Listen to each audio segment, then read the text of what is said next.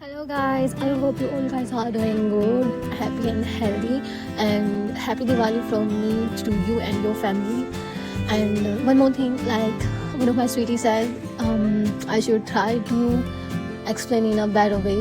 So, in my normal voice. So I have a cough and cold. So if my voice is a little bit annoyed to you, so please forgive me for that. Okay. So let's start the manga. Last chapter में हमने देखा था hook और Jung की उनके bosses के साथ एक गेट टुगेदर होता है, जहाँ पे ह्यूक की बॉस जुंग से पूछ लेती है कि तुम इसमें इतने ज़्यादा इंटरेस्टेड क्यों हो। कि चैप्टर के स्टार्टिंग में हमें दिखाया जाता है एक्ट्रेस चा कहती है, मैंने सुना है कि तुमने इसे अपनी रात तोहफे में दी थी, इसीलिए तुम इसमें इतने ज़्यादा इंटरेस्टेड हो। ह्यूक कहता है हे, मैं कुछ और चीज़ों के लिए भी जाना चाहता हूँ, जैसे कि मेरे अट्रैक्टिव फेस और मैं फनी हूँ और मेरे पास एक बहुत ही खूबसूरत गर्दन है और स्पेशली रात की एक्टिविटीज़ के लिए तुम तो जानते ही हो।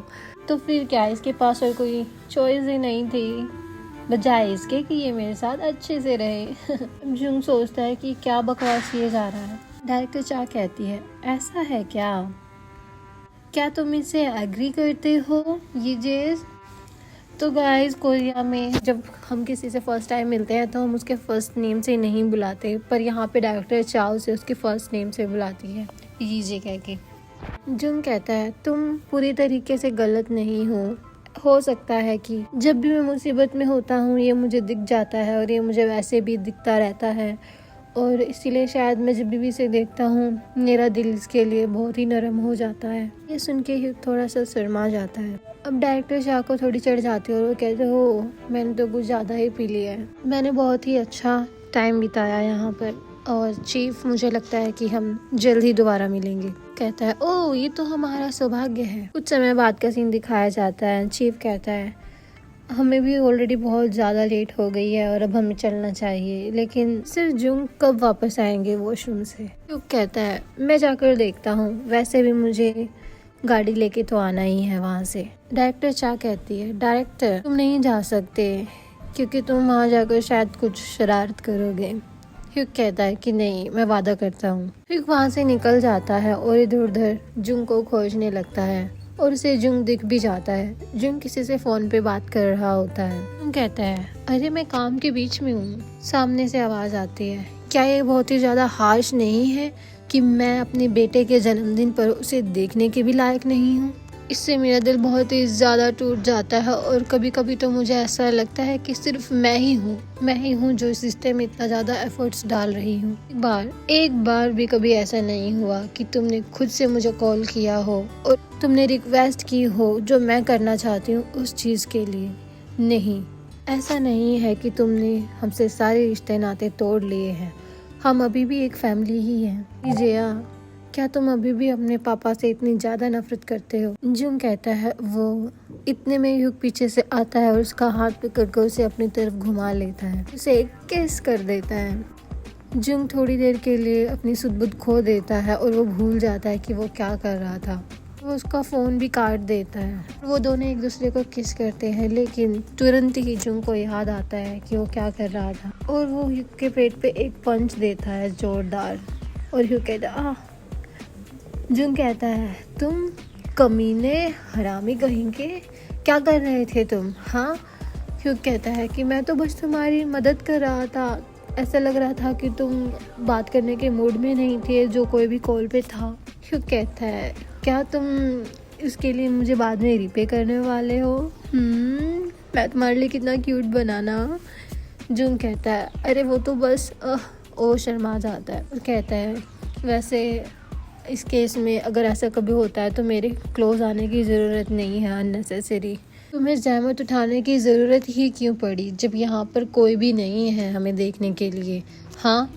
ह्यूक कहता है, और अब देखो तुम दोबारा से शुरू हो गए। तुम तब तक बिल्कुल ठीक थे जिस सेकंड तक तुम्हें कॉल नहीं आया था। तुम कितने अच्छे से बात कर रहे थे।